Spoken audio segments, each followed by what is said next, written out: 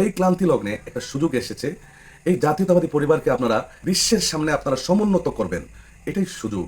এই সুযোগ আপনারা কিভাবে হাতছাড়া করতেছেন এবং কিভাবে আপনারা আপনাদের জনপ্রিয়তা, আপনাদের দলের ভাবমূর্তি কিভাবে নষ্ট করতেছেন আমি বুঝতেছি না। বিএনপি জাতীয়তাবাদী দল, আপনাদের একটা ঐতিহ্য আছে, আপনাদের একটা ইতিহাস আছে। এই যে সিলেটে একজন গর্ভবতী হয়ে গেছে,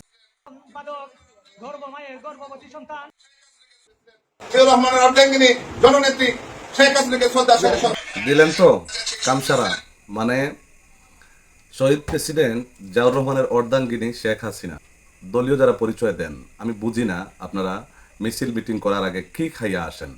গতকালকে আমার নিজ কানে শুনছি বিএনপির একটা মিটিংকে জয় বাংলা বলেছে, তারপরে ওই যে কাটেন কাটেন কাটেন, তারপরে কাটা হয়েছে।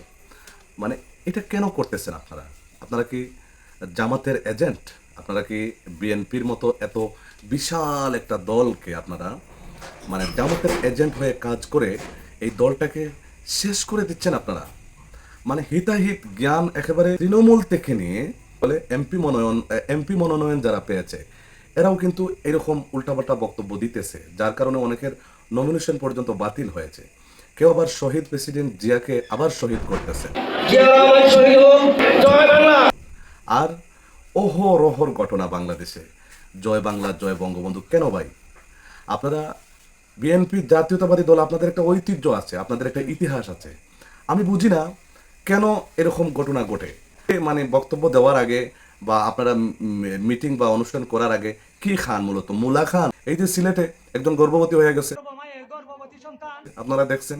তারপরে আরেকজন যৌন সম্পাদক, যুক্তরাজ্য শেফিল্ড বিএনপির সাবেক যৌন সম্পাদক, আরেকজন ওই যে যৌন সম্পাদক বইলা দিছে। ভাই এটা নেটের যুগ, ঠিক আছে? এই যে উনি বললেন শহীদ প্রেসিডেন্ট, আমি আপনাদেরকে দেখাই,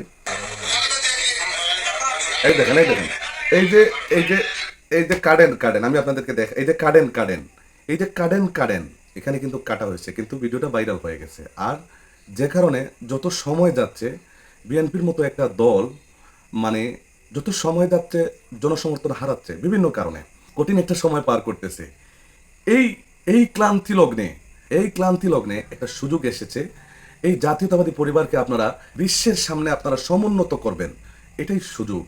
এই সুযোগ আপনারা কিভাবে হাতছাড়া করতেছেন এবং কিভাবে আপনারা আপনাদের জনপ্রিয়তা, আপনাদের দলের ভাবমূর্তি কিভাবে নষ্ট করতেছেন আমি বুঝতেছি না। এই যে একজন, আমরা সবাই বলি যাকে ফজা পাগলা, একে 3 মাসের জন্য কিন্তু সাসপেন্ড করা হয়েছিল। 3 মাস যাওয়ার আগেই ওনাকে কিন্তু আবার নমিনেশন দেওয়া হয়েছে। নমিনেশন পাওয়া মাত্রই সে আবার আগের জায়গায় মানে আগের পাগলামিতে চলে গেছে। ডক্টর শফিকুর রহমানের বাড়ি সিলেট, সে ওইখান থেকে বৈশা বলতেছে শফিকুর রহমানের আসনে সে নির্বাচন করলে নাকি শফিকুর রহমান ফেল মারবে। আওয়ামী লীগ নবায়ন